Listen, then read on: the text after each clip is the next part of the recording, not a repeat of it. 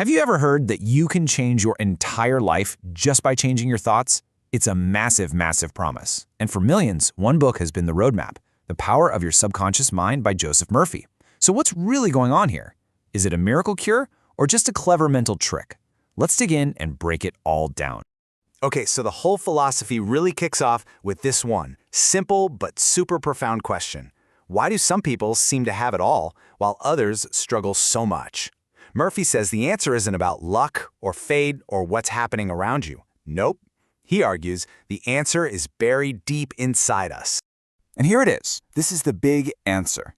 Murphy's definition of the subconscious mind isn't just, some psychological concept. He sees it as a direct line to a miracle-working power. I mean, that's a pretty wild claim, right? That this internal treasure house holds the key to literally everything you could ever want.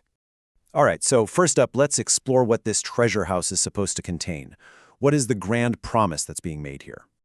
Now, this is the core idea, the absolute heart of it all. Your inner world literally creates your outer world. According to Murphy, everything you could ever possibly need, wisdom, power, money, you name it, it's already inside you. The real secret, he says, is learning how to unlock it, how to let it flow out and take physical form in your life. That all sounds amazing in theory, but how does it actually work? This is where we get into the nuts and bolts of it, where the philosophy turns into a practical, usable technique. And this is such a brilliant way to think about it. Picture your mind as a ship. Your conscious mind, that's the captain on the bridge, looking at the maps, making choices, and shouting out orders. But your subconscious mind, that's the crew down in the engine room. They don't ask questions, they don't reason, they just take the orders and make the ship go. They accept every command as truth and work 24/7 to carry it out, whether that order is full steam ahead or steer directly towards those rocks. So the most important question becomes, how do you give the right orders? Well, here's the actual technique he lays out in the book. It's designed to get past that skeptical captain, that conscious watchman, and plants an idea right into the super fertile soil of the subconscious. The key ingredients? Get relaxed, repeat a specific, positive idea over and over, and, this is crucial, really feel it, especially right before you fall asleep. Here's a fantastic little story from the book that shows this in action. This artist is about to go on stage and he's completely crippled by stage fright.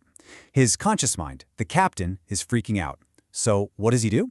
He gives a new powerful command. He basically separates his small, scared self from what he calls his big me, that inner power, and orders it to take over.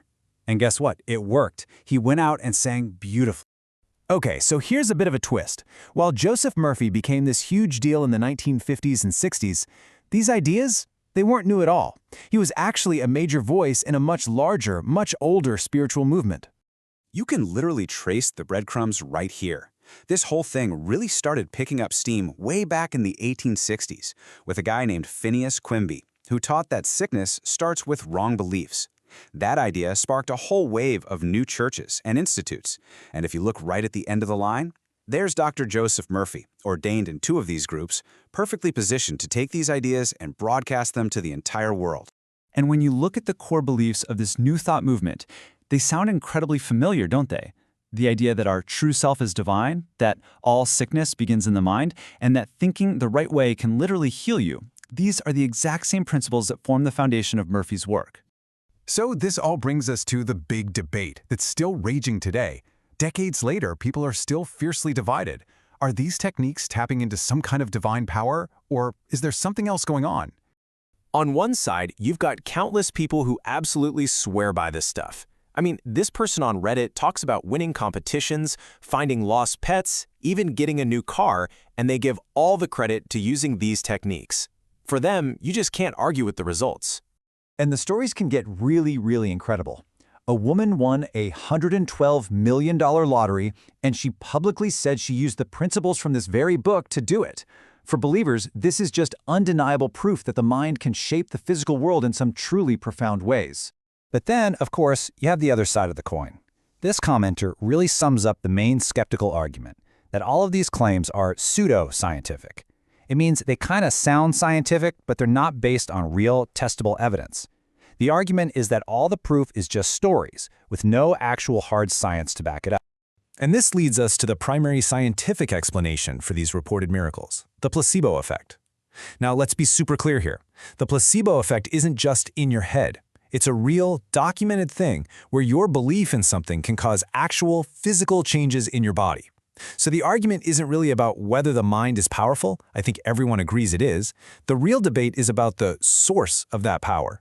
Is your mind tapping into some cosmic, infinite intelligence? Or is this just the brain's own incredible, built-in ability to heal itself and shape our perception of reality? Which leaves us with this final kind of mind-bending question.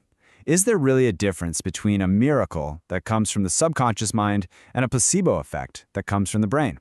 Or are those just two different names for the exact same mysterious and undeniably powerful force that we all have access to? What do you think?